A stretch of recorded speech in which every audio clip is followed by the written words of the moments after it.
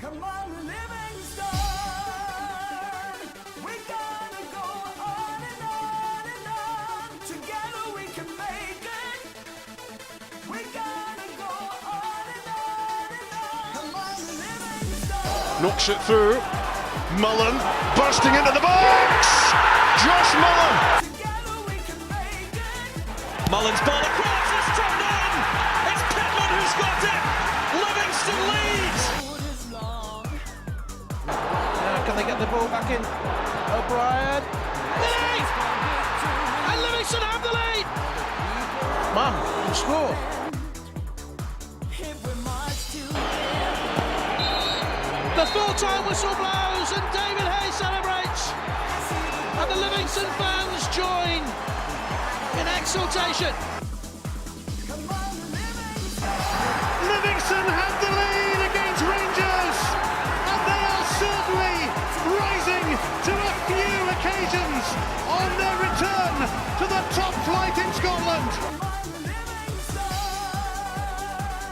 We gotta go. Hello and welcome back to Talk Livi, the podcast dedicated to everything Livingston Football Club and Scottish football. My name's Euan and today I'm joined by Angus. How you doing, mate?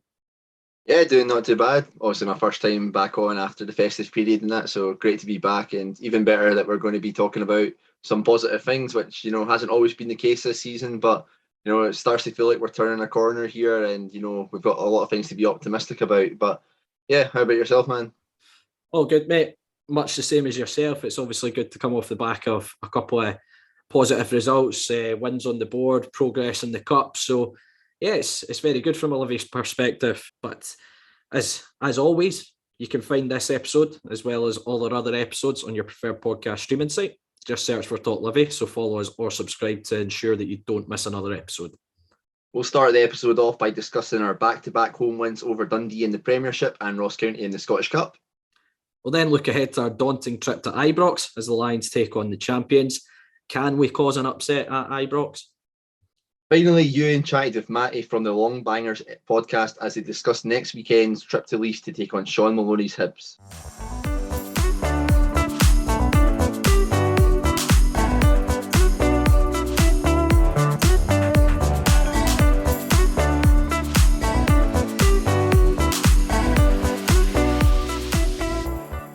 Back from the winter break and the Lions have come out of hibernation flying. First of all, it was Dundee in the Premiership. A Bruce Anderson double sealed all 3 points. And guess what did you make of our return to action? Very pleasing. It's as much as we can probably ask for, you know, considering we've had, you know, an extended break. You know, that break that was introduced so Celtic could get all their players back. I'm glad that all the teams got an agreement there that we could all do our bit to help our favourite club get back to full fitness and that. The irony being, they had 3 players come off against Alloa injured, so there you go. Exactly. So like maybe we'll have to postpone it again. Who knows? But you know, we'll get the plan sorted out. No bother. But yeah, game against Dundee, massive game. You know, going into that, you know, we always kind of look at those teams in that kind of bottom half, and we're looking at them and being like, taking points from these are going to be most important. They're going to, you know, define our season and whatnot. Anything other than a win against Dundee at home, I think a lot of fans might have been kind of disappointed about. But, you know, the manner that we produced a performance in was very, very pleasing, especially, you know, not being playing for a wee while, you know, a couple of players coming back from injuries and stuff. It's good to see that, you know, the hard work's continued over the break. You know, we were before the winter break, you know, our form was good, and it's just very pleasing to see that's continued. And yeah, the game itself, I don't think Dundee, you know, troubled us too much. We kind of handled that kind of battle really well. I mean, like Holt and Omiyonga in the middle of the park, you know, every time we're coming on here, we're saying the exact same things about them. The way that they work tirelessly, both on and off the ball, is just absolutely tremendous. And yeah, great credit to Bruce Anderson getting 2 goals. You know, a lot of people kind of been talking about Bruce Anderson. Most of our fans can appreciate that for a large part of his time at the club, he's not really had the proper service. And I think the game against Dundee was a perfect example of what he's capable of. I mean, the ball falls to him in that 6-yard box, he's going to finish it. I mean, there's only a handful of players in the entire league now who have contributed more goals through scoring or getting an assist than him. So if that's him having a season that's, you know, kind of lukewarm, then if we can get him properly playing, get proper service to him, then we're going to have an absolute player on our hands. But yeah, extremely pleasing. You know, cold midweek game. Yeah, 3 points, clean sheet. Yeah, absolutely delighted with it. Yeah, I mean, it was as comfortable a 2-0 as you'll probably get, I think. Dundee came and probably had the first chance. McMullen, Stryjek's made a save at his near post from the edge of the box. But after that, I mean, Bruce Anderson could have easily had 3 or 4 on the night with the chances that he had.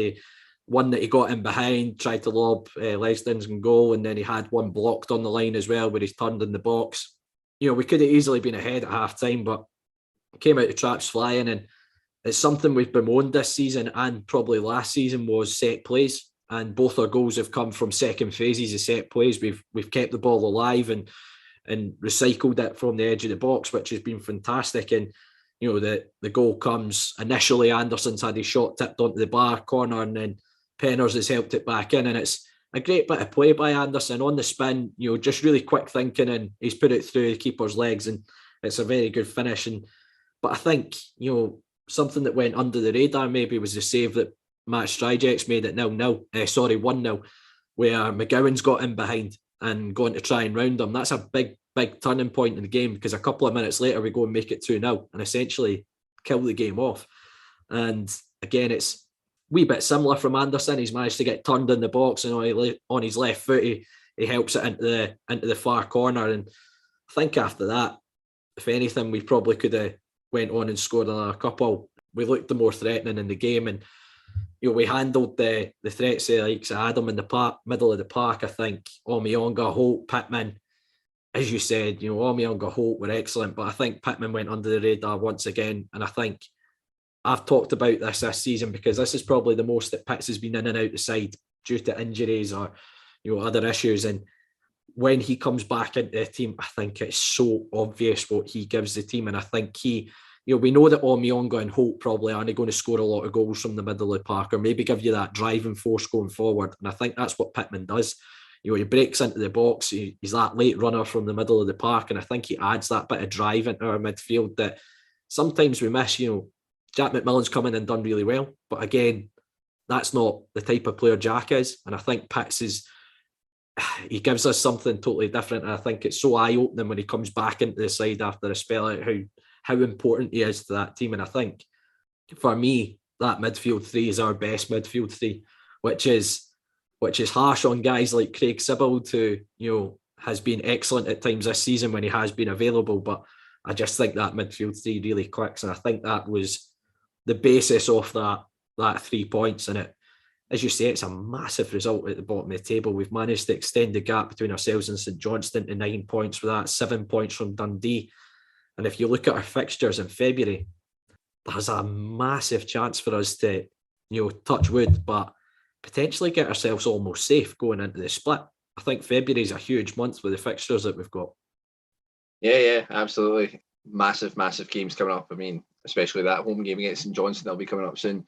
Yeah, just getting more points on the board and, you know, separating ourselves from, you know, the bottom teams. Got a wee bit of a cushion because, you know, there is a good amount of teams who are below us. It isn't as if, you know, we are sitting in 10th place or that, you know, just kind of outdoing, you know, a couple. We've got a kind of a safety belt of, you know, like another 4 teams being below us, at least. So, but yeah, if we keep on playing like that, then I think we're all going to be very confident that, you know, the rest of this season is going to play out rather nicely, in all honesty, which is quite a relief, because earlier in the season there were some murmurs of, you know, discontent in that regarding, you know, the performances. But it does really look as if, you know, we're getting back to a bit of consistency within the squad. And I think, you know, something that the club has really suffered with this season is just a lack of luck, you know, in terms of, you know, having everybody available and that. I mean, you've mentioned Pittman, who's not been able to play an awful lot. The other player you mentioned was Craig Sibbald, who's also not been able to play an awful lot. So you're talking about kind of key players who haven't been able to nail down a proper starting place in the team.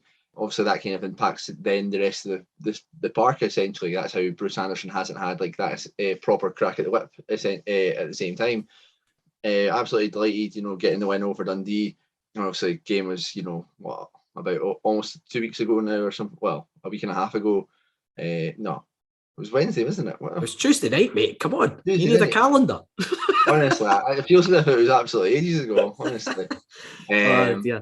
You know, just to touch on what you said, I think I saw Callum Carson tweeted, I think that's, if you include the Ross County game in that as well, 4 defeats in our last 14. since the St Johnstone game back in October. So I think we have turned a corner. A big thing that we spoke about in the podcast was a bit of an identity crisis. We didn't really see what the plan was, what our style was anymore. And I think we have started to see that in that run of games. In particular, St Johnstone game really kicked that off. And you talked about Anderson as well. It's been a massive debate amongst Livi fans, the Anderson, Shinnie, who brings what to the team. But I think the Dundee game was a perfect example of the type of striker Bruce Anderson is. We were playing balls over the top and behind from and getting them stretching Dundee. That's the type of striker Bruce Anderson needs. That's the type of service he needs to be really effective. And you could see that. And I think listening to Davies' comments after that, Bruce is a bit of an old-fashioned number 9 in that he wants to be in the box and score goals. He's not wanting to come out and link the play as such. He plays the game to score goals. That's what he's all about. And his 2 finishes, you could see that. He's a penalty box striker. His instincts in that area. If you go back to maybe the Hearts game where Shinnie had that 1v1, everyone was talking, Anderson's in that position, he scores. And I think you see that from the 2 goals that he scores against Dundee.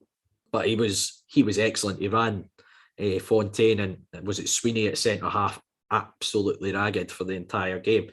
And it rolled on nicely into the cup tie against Ross County, who have become a very familiar opponent in recent times. What was your take on the Scottish Cup display? Solid but unspectacular, I think, is the perfect way to describe it. I think it's quite strange. Every time I see Ross County playing out with the game against us, I always think that they're quite impressive. I always think that from an attacking perspective, they're quite exciting. I remember that wee bit of a run of form that they had where they scalped Dundee 5-0 and all of that, and it's on their day, they can be a real threat. The last 2 games that we've now played them at our bit, obviously the game yesterday and then obviously the one each in the league, I have felt they've kind of went more the opposite way. I don't know if they felt, because we're similar teams in standards or that, and because they are quite prone to leaking goals, that they really do try and shore up a wee bit more against us, is because they see that it is more of a chance that they can, pick up a couple of points or that. But it is quite a bizarre thing with that, they are quite successful at, scoring goals. I think it's only something like Hearts, Celtic and Rangers who have scored more goals than them in the league. But then they've set up against us a couple of times where it's been not like properly defended against us, but not nearly as expansive as they have. I've seen them play in a whole lot of other games. But yeah, for the game, I think it's just, there's not really an awful lot to talk about between both teams. I mean, we get an early penalty on. I think that's the thing that really kills the game off and puts it in our favour for us, especially if they're lining up in that manner. Ayo's never going to miss a penalty like that, is he? Now I've said that, he's definitely missing the next one. You've cussed it now. You've cussed the big 100%. But the guy's got absolute great composure. That wee run up, I'm not the biggest fan of it, but hey, it works for him and it's worked already quite a few times this season. So as long as he keeps on putting them back in the net, then we're perfectly fine for it. But yeah, Ross County had their chances. They had a good couple of headers that they had, but nothing that was really properly struggling, was properly testing Stryak in our goal. So yeah, it's a strange kind of one where it's just the game just kind of pittered out in the end. I mean, we could have expanded on our lead with Bailey having a big chance, but yeah, game just kind of went out to a 1-0 victory, which in a cup game you'll take any day of the week, especially when you're playing opposition in the same league as you. But yeah, it's not going to be one that anybody's going to remember at the end of the season, in all honesty. But delighted to be in the next round. Yeah, I mean, me and Bruni have made an arse of it. We bigged it up as a big, open, expansive cup tie, and it didn't prove to be that. We've been terrible at predicting some of the Ross County games this season, or the games that we think are going to be open and expansive, and they've never turned out to be. But yeah, first half, I think we played some really good stuff without creating a great deal. I think I was quite disappointed with Ross County. I think they looked really flat, and I think our back four had a really easy 45 minutes in the first half, very untested. But you need to bear in mind, Ross County didn't have the likes of Hungbo and Charles Cook in the side, which I'm sure would have given them more threat, especially in the wide areas. But I think we were very comfortable without being overly creative in terms of chances. And the penalty comes about, it's a great ball over the top spoke about it, talking about Anderson in the Dundee game. Ball over the top for Anderson, and he's in behind, and he gets brought down. Clear penalty. Don't think there's any complaints with it. And as you say, Ayo's got absolute ice in his veins, doesn't he? And I'm with you. Not a fan of the run-up. I think I've had it as a does your fox in the stuttered run-ups and things like that. But if it works for the big man and he keeps tucking them away from 12 yards, then I couldn't care less, to be totally honest with you. But second half, I think Davey again spoke about it, but there was a wee tweak in Ross County's shape. I do think they started to dominate the ball a wee bit, but I watched the sports scene highlights and it makes it look like it was absolute backs to the wall for us. But I think we had several really all 10 seconds that we were on sports scene. Yeah, but it was essentially our penalty and then nothing else for us. But I think in the second half we had several very good counter-attacks, but it was maybe just the wrong option was taken. We didn't take the shot on, and we tried to play an extra pass, and we tried to take an extra man on. So I think we had opportunities in the second half. The clear ones for Ross County are, Alex Samuel and Dominic Samuel have had 2 headers, in particular the second one really should be hitting the back of the net, or at least as a minimum hitting the target with them. So I think we did get let off the hook with a couple of their chances, but I think we had chances of our own. Nubly's had a chance when he's come off the bench, which has been saved, and Bailey's had a chance as well, which has been saved. So, I think overall we were probably just about good enough for the 1-0. And as you said, cup football, for me, performance is irrelevant in cup football. It's a knockout competition. It's the result that matters. But we are in the hat for the next round, and typical of us, we've managed to get probably the third most difficult draw in the round, which is a trip to Tynecastle. So look, it's doable. We've beat them before. It's hopefully we can get a big crowd along there. But what did you think of the new guys? So we had Chuck Wemaker starting, played the first 45 minutes. We obviously got a little cameo from him in the Dundee game, and then the one that's been getting spoke about a lot is Nubly coming back in. And again, we made a little tweak to our shape when he came on. What were your thoughts on the 2 new guys? I can't lie and say that I thought there was an awful lot to be getting overexcited about, but I do think that's probably more due to the nature of the game. But I think mainly it's just a great thing that we've got these kind of options now. These kind of players we've kind of talked about most of this season, about the kind of players who are putting in the hard work and all of that. To have the kind of players I'm not going to try and say the second the boy's name for Villa, and Nubly, players who are got good technical ability in that, and can make things open. Obviously, I think for the pair of them, Nubly will have to obviously kind of come up to pace with the Premiership. I know he's obviously played very well for Arbroath over the first half of the season. It might be another step up. Perhaps that's why he didn't feature all against Dundee. I'm not sure if there's anything else to that. I believe he had tonsillitis. Was what Davey said, so wasn't able to play.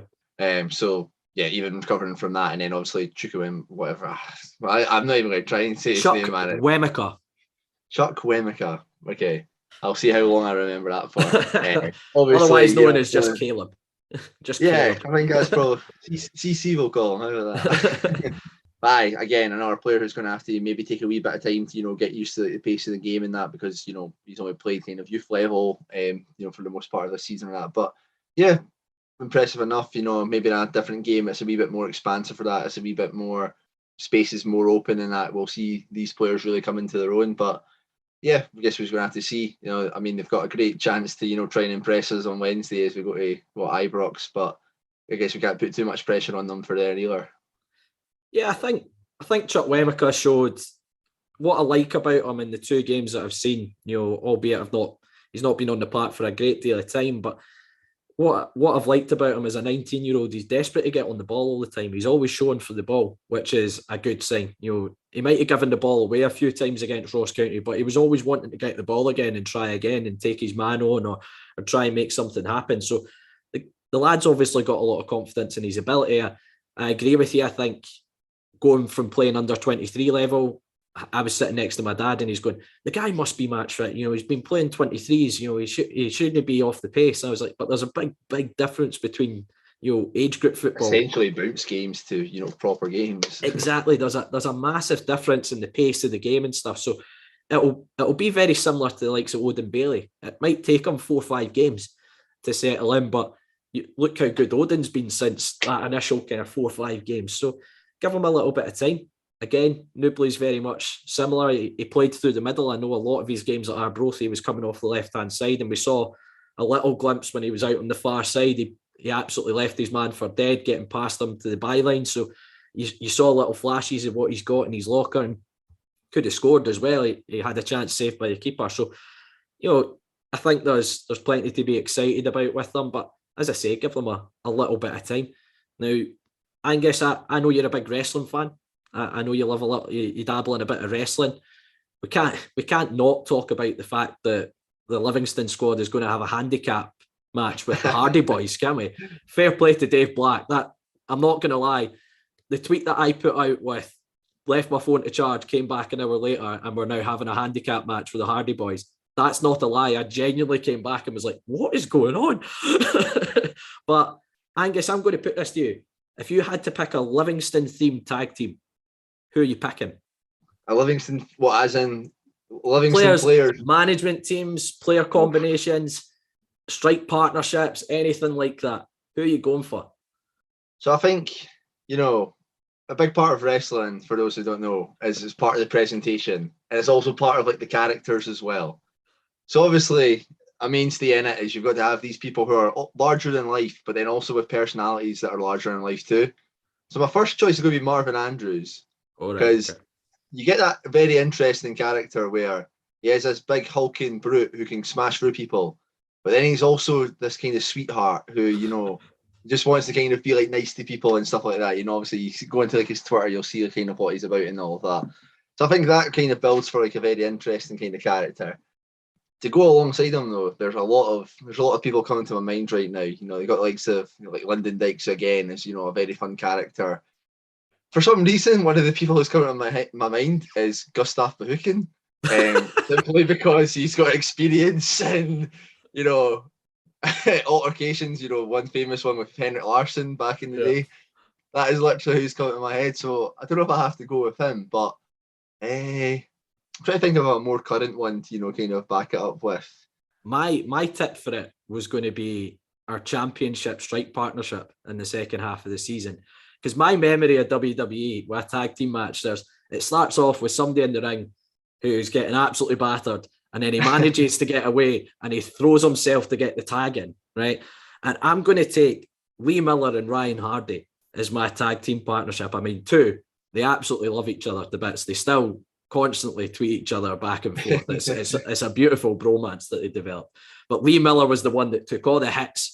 Look at the playoff final, came off with a black eye, still looked absolutely gorgeous with his black eye, and then he tags Ryan Hardy, who just goes and finishes it off, a goal, wee chip over the keeper, or, absolute rocket from the edge of the box like his goal against Dundee United. So that's my partnership that I would have gone for as a Livingston FC tag team. I mean, that's fair enough.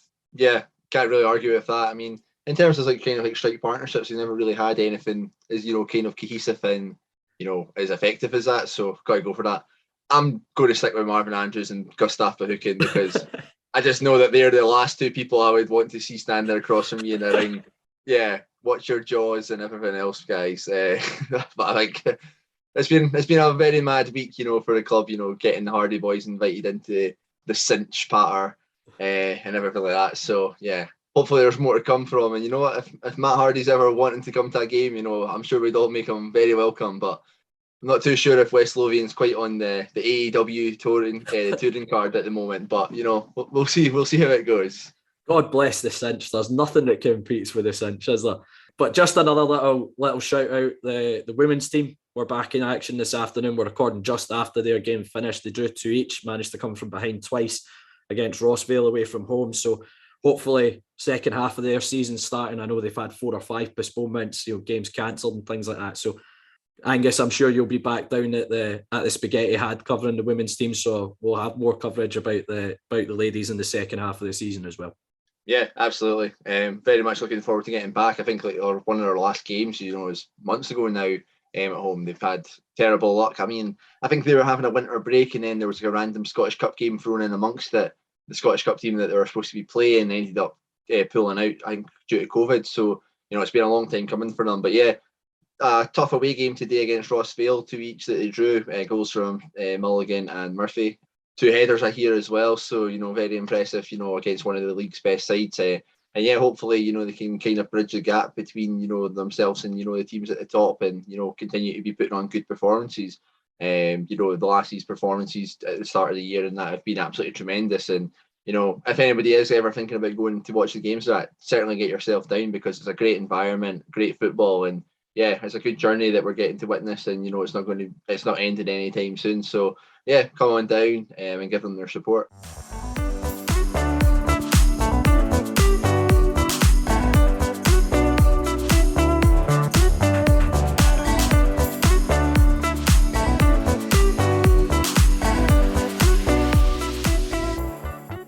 Next up, before Harry Styles makes his trip there, Livi are going to Castle Grayskull to take on the Rangers. Euan, how are you feeling ahead of this one? Harry Styles playing Ibrox. Have you ever heard anything more bizarre in your life? Absolutely. But yes, we do make the trip to Ibrox first. We're the real draw for the punters, aren't we? So we'll talk about us instead of Harry Styles. So yeah, tough game. I don't think you can say anything other than that. Rangers have been in pretty scintillating form since Van Bronckhorst has taken the job. I think if you asked any Rangers fan, they were starting to become a little bit flat under Gerrard.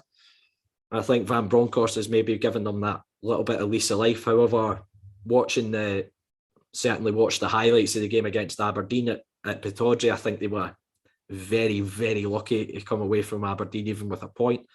I think Aberdeen gave them a really, really tough showing and got proper and about them.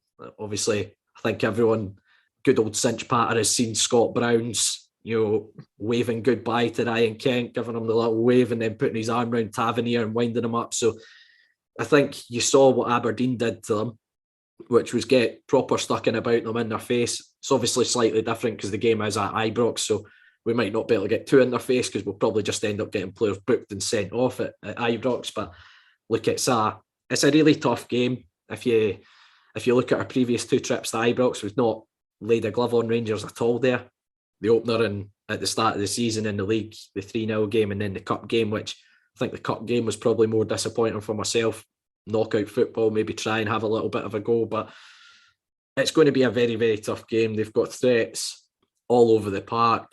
Morelos, you've seen Arfield coming from deep. Stephen Davis can control the game. Kamara can control the game. Aribo's having a very good season for Rangers as well. And then we always talk about the Rangers fullbacks and what they provide in the form of Tavernier and Barisic in terms of their delivery into the box. But spoke about it in the last game against Rangers. I've noticed a kind of trend in some of the games. They like to try and switch the ball very quickly. They might play 3 or 4 passes in the middle of the park, but they're not against hitting a diagonal out to the far side, almost drawing you in, suckering you into one side of the park to open up for one of the wide players to get in behind, as I say, the likes of Kent or Aribo. So that's something I've noticed in their play since Van Bronckhorst has come in the games that I've watched, the highlights that I've seen. So in particular the game against us, I think they did it very effectively in the opening half hour. So that's something we'll need to be very wary against. But I think we'll be going there to frustrate. But we've been in very good form, and I think defensively, I think we've got a very good record defensively this season. I think Max Strijek's kept the 3rd most clean sheets in the league, and his clean sheet record and overall at Livi has been very, very impressive. So I think defensively we've settled down from the very start of the season where we were a bit concerned. So there's a little bit of me that thinks it can go there and frustrate Rangers, but at the end of the day, you need to remember they've got a lot of quality, and it's going to be very difficult. We're going to need to be switched on for essentially the entirety of the 90 minutes to come out of there with a result. But we are going there in probably the best form we could. Here's hoping we can produce a little bit of upset. But how are you feeling ahead of the game? I'm not lying, Euan. I'm a bit terrified. And it's not for anything that you've just said there. We're just the unfortunate team who get to play Rangers after they've moaned to the SFA about the referees. For the first time since 2019, I think they've had a man sent off. They probably could have had another one with Alan McGregor, hacking down an Aberdeen forward, but we'll ignore that. They got Kent sent off. They were lucky to not give away another penalty in the McGregor incident. So they've already complained to the SFA. They got 2 penalties against, was it Stirling Albion they just played at the weekend there? Yeah. Kevin Clancy's also been axed from any of the weekend's fixtures as well, or in the midweek fixtures. Clearly, action's been taken, and I'm honestly just worried about the 5 penalties Rangers are going to get against us. You're just going to see a Twitter feed full of penalty to Rangers tweets, aren't you? Absolutely. And because I think, and I sympathise with the poor referee who's going to be on, because he's just going to be scared for his well-being, that if he dares give any obvious decision against Rangers, then he's going to get handed a P64 and away to the job centre. But obviously we've talked a lot about about the key players and that they have. Be an interesting one to see who's all available. The likes of Morelos has been called up for Colombia. I don't know how quickly that international break's coming out. All these international breaks that are coming about for the Old Firm teams players, I have absolutely no idea when these players are actually going. So I don't know who's going to be available and who's not. Same with AFCON and that, is St Joe Aribo and that going to be back. I've not really been paying too much attention to it. Obviously, Ryan Kent should be suspended, I'm guessing, if he's been sent off. Or does I'm not going to lie. I've just talked about a load of Rangers players that, I'll be honest, they're probably not going to be available. So let's be honest, Angus, I've made the right tit of my assessment of this game.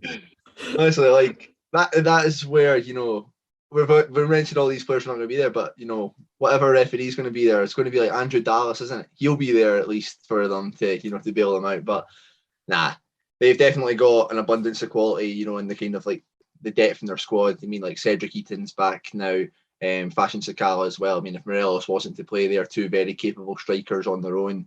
The midfield options they have, Glenn Kamara, Steve Davis, Arfield and that. I mean, Arfield already put in a great performance against us at the Tony Macaroni not too long ago.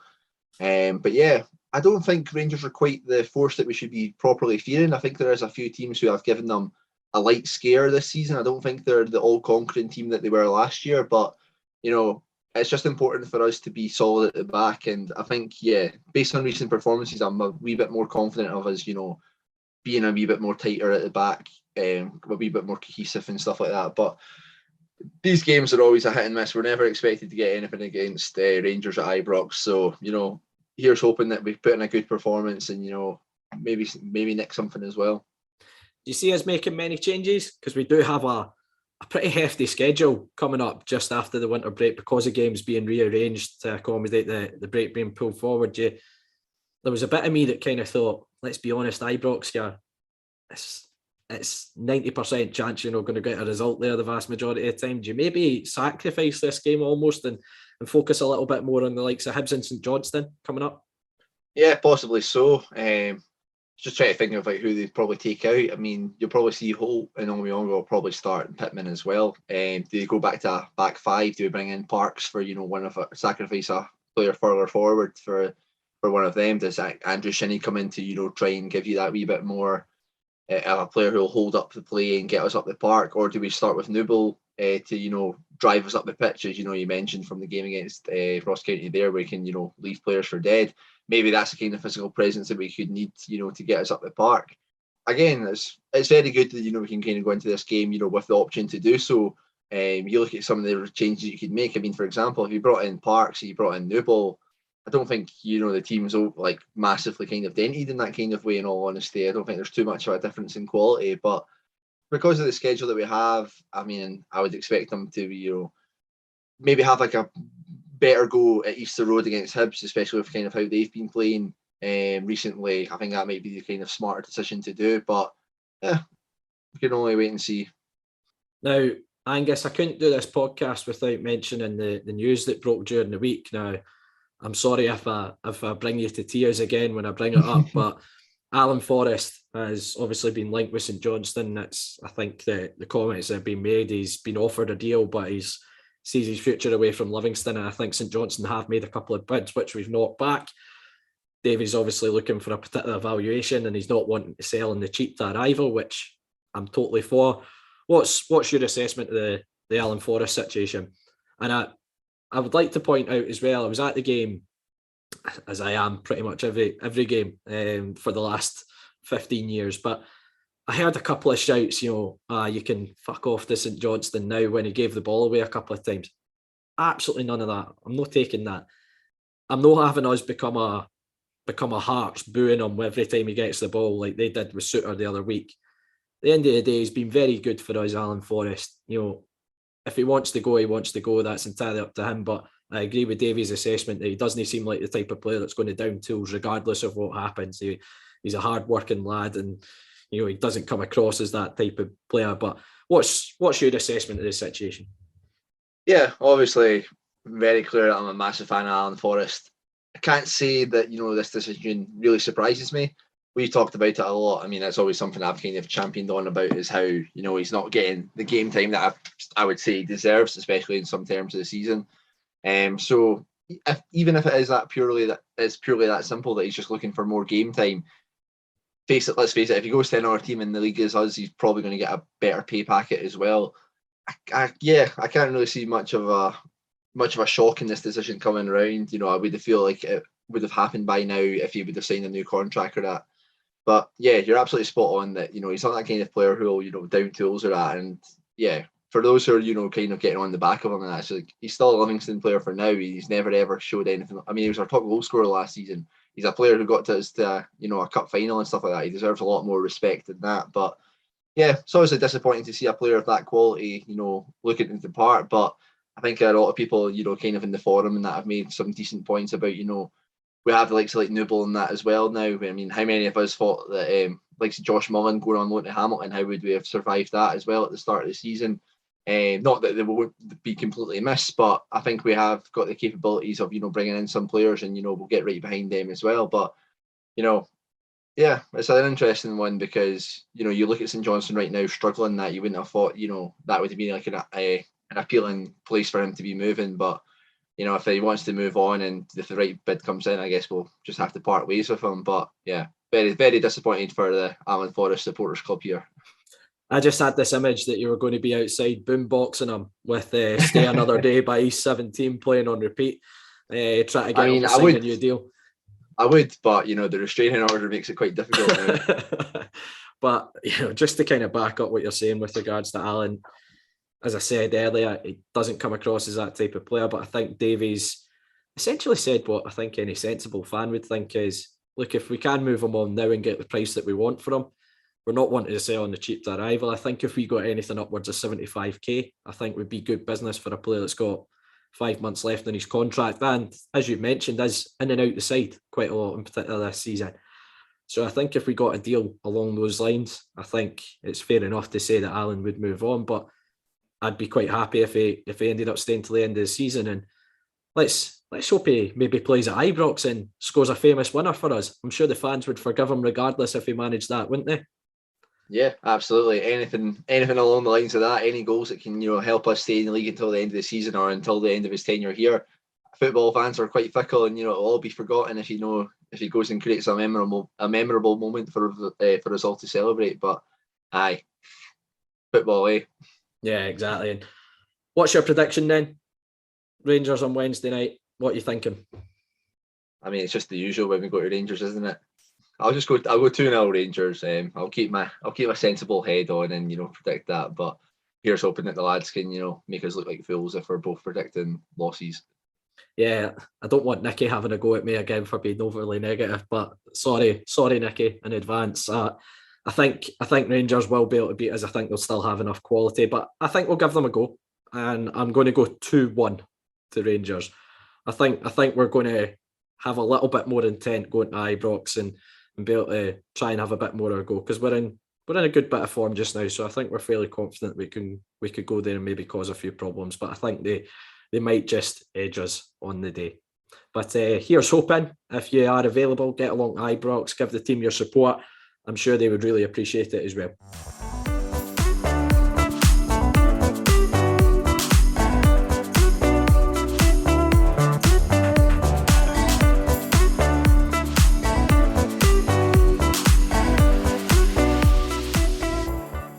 I'm delighted to welcome on Matty Fairnie from the Longbangers podcast. Matty, how you doing? I'm good, you, yeah. Thanks, mate. How are you? I'm good, mate. Just a quiet Sunday. I've done my outing with the missus already this morning. Now it's podcast duties for the evening. So, what about yourself? What have you been up to? I had to go and buy a dog bed. So anybody that listens to the Longbangers will care I've got a wee Raja pup, and he's chewed through at least two beds. So it was a way to buy bed number 3 for him this afternoon. And he's already taking the mattress out of that, trying to chew a hole in it so he can hump it, which is fairly standard for him. So that's how my Sunday's gone. So basically what you're saying is next weekend you'll be getting a 4th bed. Aye, that's the way it's looking. Well, it's been a fairly eventful campaign so far for Hibs, hasn't it? And what have you made of the season so far? It's a really good question. It's been like your proverbial roller coaster of a season. When we've had the good cup run, getting to the cup final, coming quite close in that, beating Rangers at Hampden was good. But then we've had terrible league form. We've had Jack Ross get sacked, then Shaun Maloney's come in totally untested as a manager, and he's done all right, since he's come in. We've had a no bad transfer window, made a wee bit worse with Boyle going just in the last couple of days, but it looks like we've signed a few exciting players. So, high ups and downs all the way for the Hibs so far. Yeah, as you say, it seemed like a pretty decent start. I remember us playing you at the start of the season, and you'd started the campaign pretty well, but performances and results just seemed to kind of gradually descend into what resulted in Jack Ross being sacked. What was your take on Jack Ross's time at Hibs, and do you think he maybe deserved a little bit longer in the job? I think he deserved longer in the job. So I'll contradict myself. I think when the time came that he got sacked, I didn't think too many people would have argued with it. Obviously, Jack Ross himself has come out and said he felt he was harshly treated. I thought he had a wee bit more credit in the bank for the club. With a great season last season, he got us to another cup final. And you think that's probably buys you a wee bit of time as a manager to do that. But our league form was honking, and our performances were honking. In the last game, Jack Ross's last game at Allenvale, we were terrible. You would have seen that game, 2 men sent off. Yeah. Could have played all night and no scored, and that summed up sort of the last 5 or 6 games that Jack Ross had.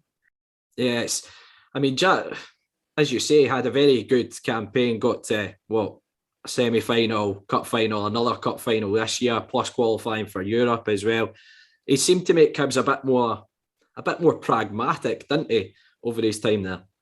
Yeah, I think it was one of the plus sides for him, but it was also one of the criticisms that he got. A lot of folk found the football boring. I would say that when Hibs were good under Jack Ross, we were good. I didn't find us boring to watch, but there were games where it's the watching paint dry, the kind of levels of excitement. We're in a better place after he went than before he came, I would say. Yeah. And as you say, it's a pretty ambitious appointment, Shaun Maloney. Obviously, he's got a decent CV already as a coach working with the Belgian national team, but there's a difference, no offence, there's a difference between working with Kevin De Bruyne and then Jake Doyle-Hayes, isn't there? Aye. Well, it's just whether or not Maloney can make the step up. Yeah. That's the thing, Kevin. Can he manage it? It's an interesting one. I think Maloney's got a very impressive coaching CV.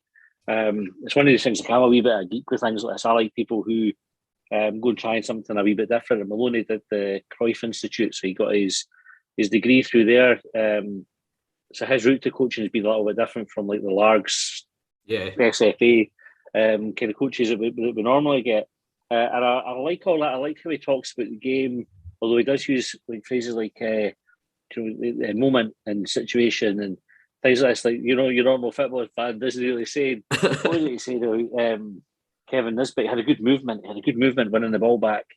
Who says that? Like these wee quirks, but I think that's because he's been with foreign managers. He says for sure a lot as well, which you can tell he's been sort of on the continent, because nobody in Scotland says for sure halfway through the sentence. But as you say, he's an ambitious appointment. And what have you made of his start so far? Is there any obvious differences already? Right. So yes and no. The first 2 games, if I remember it, Aberdeen and Dundee United, we looked good in spells. Particularly Dundee United, a lot faster with the press, a bit more aggressive when we got the ball. Then we played, we had the break, and we played Celtic. We were right against Celtic. First half was pretty poor, but second half we got the foot on the ball a bit more. And then Cove Rangers the other night, which was kind of claw your own eyes out. Levels of excitement. Our game wasn't much better on Saturday. I think, to be fair, with the Cove game, we played a fringe team. Like, I mean, we had Melker Halbert in the defence, which was a bold move. It was a wee bit like we used to have Lennon Lottery. Sometimes Lennon, when he was picking the team, you never knew kind of who had picked out the hat to play where. The Thursday night's team had a wee bit of the Lennon Lottery about it. As you said already, Hibs have had quite a productive January transfer window. There's a number of players that come in. Are there any of the players that you've seen already that look particularly exciting that we need to watch out for next weekend? Well, I like the look at Rocky Bashiri, to get his surname right. He played against Celtic, and after a wee bit of a bumpy start, he looked really good after that. Mueller is the one that I think will be exciting to watch. He had a good game against Cove, and you obviously have to take the level of opponent into consideration there. Yeah. But he had a bit of everything about his game. He was hard working, showed a good bit of pace. He was very direct. I like to look at him. Euan Henderson had a bit of a quieter game. You'll probably be quite familiar with Henderson for his. He did have a short spell at Livingston, didn't he? No, I don't think they're. I know the Henderson brothers are from West Lothian. I know they're from kind of Broxburn area, but no, I don't think Euan's ever played for us. I thought I had a wee loan spell there. It must be. So it was with Wraith or Ross County. I get my team's muddled up, and that's good. You're getting your Tim Pot teams muddled up there. Oh man. He was all right. Like I didn't see that much from him against Cove, but I think the one that's got most of the fans excited is the boy Melker's son, who's we're waiting on a work permit from him, but he comes with a fairly hefty price tag for a club Hibs size and a wee bit of hype behind him as well. So I'm looking forward to seeing him in action. I don't know if his work permit will be through in time for the weekend's game, or we've got Motherwell in midweek, so maybe even that one he may get a wee run out if the paperwork's done. And the high profile exit is Martin Boyle. Now, I said to you just before recording, I went on his Wikipedia and he's now been renamed Snake on his Wikipedia. But I don't believe that's the entire consensus of the Hibs support, is it? No, I think he goes with, I suppose 99.9% of the Hibs fans' best wishes. And obviously somebody's had a wee bit of a grudge against him for it.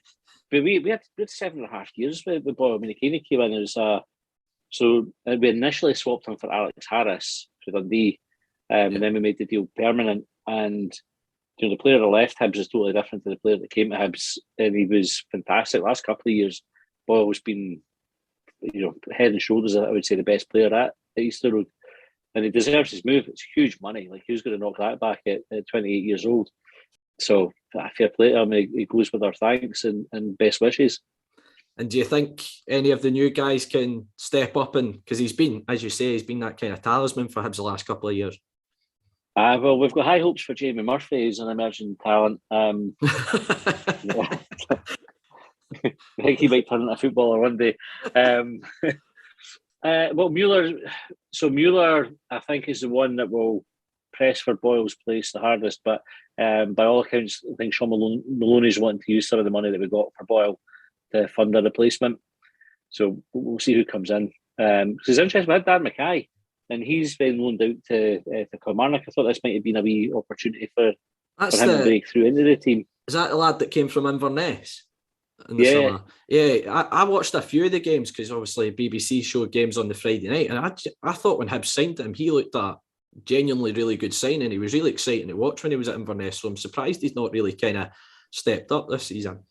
Well, he took an injury, so I think he was just on his way back from injury. Maybe Maloney's just thought he'd be better getting more minutes under his belt at Kelly than staying at Easter Road. But I thought that would have been an opportunity with Boyle going and Mueller coming in for Mackay to maybe stake a claim. But there you go, maybe next season will be his season. And looking ahead to the game next weekend, what can Livy expect from Hibs, and who are the players that we really need to keep an eye out for? It's a good question. So I always think the Hibs Livy games are really difficult to call because at Easter Road we have a no bad record, and through Livingston we have a fairly dire record, I think. Livingston definitely had the measure of us for the last game we played, but the first game at Easter Road, I thought Hibs were kind of comfortable winners. I suppose it depends who plays it. I think if our midfield clicks, and then it'll depend whether it's so. If Newell and Jake Doyle-Hayes play together, they need the third person, whether that's Henderson or another, to really drive the team forward. So I've mentioned Mueller a few times. I think he will start, and he's probably the one to watch. And then Nisbet, I think, looks like he's got a wee bit of point to prove at the minute as well. He scored on Thursday night, gave it all the fingers in the ears to the Imagine doing that against Cove, man. To be fair, I think it was targeted at the few Hibs fans that were in, because I think he was getting a wee bit of stick. He got plenty of stick for missing the sitter against Celtic, so he's had a wee bit of a hard time with the Hibs fans over the last couple of months, I would say, Nisbet. So, but you got to go when you tend to find the strikers, they can be a wee bit streaky, like they go a while without hit the back of the net and then they get one and that puts them off on a wee run. One of the Livi strikers I always remember, who's an ex-Hibs player as well, is Mark McNulty. He was one of the streakiest strikers, I ever remember. He could go 5-6 games and you don't think he could score in a brothel, and then he would go 5-6 games where he'd score something like 10 goals in that run of games. He was one of the streakiest players I think I've ever watched in terms of centre forward. But as I say, it's a tight one to call. You mentioned the midfield. We've got an ex-Hibs midfielder in there, Stefan Omiyonga. What was your take on Omiyonga and from his time at Hibs? I really liked him. I would have been quite happy for him to come back. He's just like a wee buzzball, man, like full of energy, and he's quite diminutive in stature, but he puts himself about. Like the game at Allenville, I thought he was the difference between the teams. He just got stuck in. He made life hard for our midfield. Never gave us a minute's peace. Got forward well. I think he's a cracking wee player, great attitude, and I'm a lovely guy, etc. Again, he's probably one that the Hibs fans didn't really have a bad word to say. The fans have really taken to him. He probably took 4 or 5 games to get going just because he probably hadn't had a proper pre-season, but fans are absolutely loving him to the point that we actually can't believe he's at Livi. Like he seems too good for us. But you run the Longbangers podcast, Matty. I know you produce kind of various different types of little episodes during the week. For folk who have maybe not listened before, give us a little insight as to what you guys do. So it's mostly nonsense. I put it out like we kind of class ourselves as 3 or 4 idiots with a microphone. We talk Hibs on a Monday night, so our main sort of like flagship podcast, if you want to call it, is Longbangers. It's about an hour of Hibs chat, normally digressing into some nonsense. We do Short Bangers on a Thursday night, which is like a comedy podcast. Well, some people find it funny. Other folk would probably be wincing as you describe it as comedy. And then we do one on a Sunday night called Heat Bangers, which is about mental health. Nice. But that's kind of like fairly recently launched, that one, but that seems to be going quite well. It's obviously a massive talking point over the last couple of years, isn't it? So little things definitely like that can always help someone, can't they? Well, we kind of in the summer, or when lockdown happened, I can't even remember how long it was. We went out on Twitter and said, like, if anybody's struggling, get in touch, and we started up a wee WhatsApp group. So effectively, strangers, kind of that might have been struggling at the time, all signed up to this WhatsApp group, and we have a great wee support network. There's maybe 15, 16 folk in that group.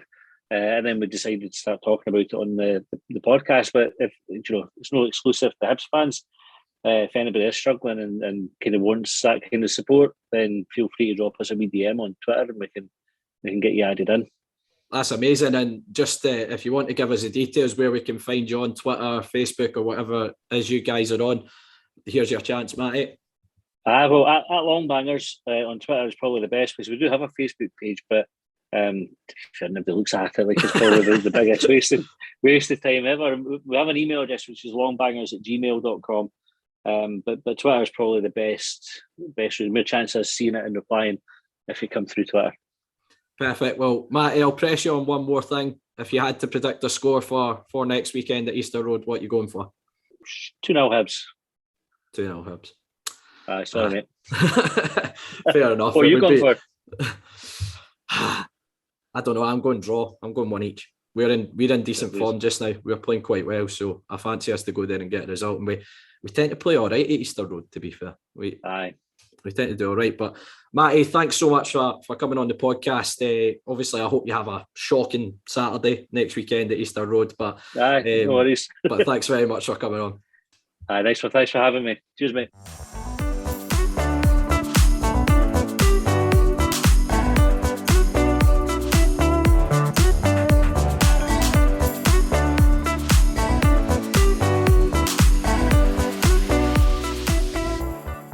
That's it for this week's episode of Talk Livi. Thanks again to every single one of you for tuning in, week out. If you can, we'd love to hear your feedback. Either leave us a review on iTunes or simply message us on Twitter, Facebook or Instagram. As Euan said, we're on Facebook, Twitter and Instagram, so search Talk Livi to find us and you'll find all our links to our weekly episodes on there as well. You can also find all our episodes, including this one, on all good podcast streaming sites, including iTunes and Spotify. We're also on YouTube, so don't forget to subscribe to the channel. If none of those options suit you, all you have to do is head to our website, talklivipodcast.libsyn.com, where you'll find every single episode we've done over the last few years. That's it for this week. Just a little mention. There was a young lad from Bathgate who sadly died during the week, 13-year-old Devin Gordon. Absolute horrible news to hear a young laddie. I can't express how sad it is talking about it, but just to say to our listeners, look, if you ever are feeling a bit down or need someone to talk to, drop us a DM. You know, I'm sure Angus would be the absolute same. I'm sure Bruni would be the same.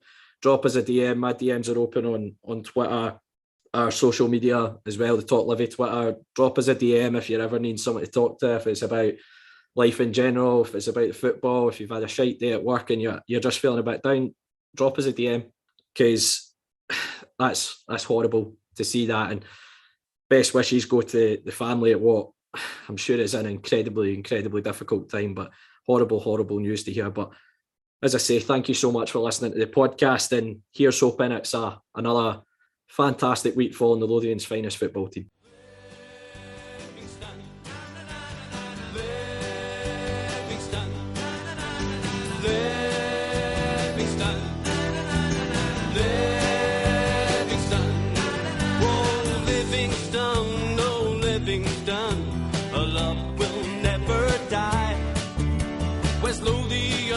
West Lothian is our battle cry. This is the place from which we hail. Livingston, no Livingston, it's up to Ammonvale. Livingston, Livingston, Livingston, oh Livingston, no Livingston, we love it when you score. Livingston, oh Livingston, the Ammonville Lions roar. Livingston, oh Livingston, we realize our vision. Livingston, oh Livingston, into the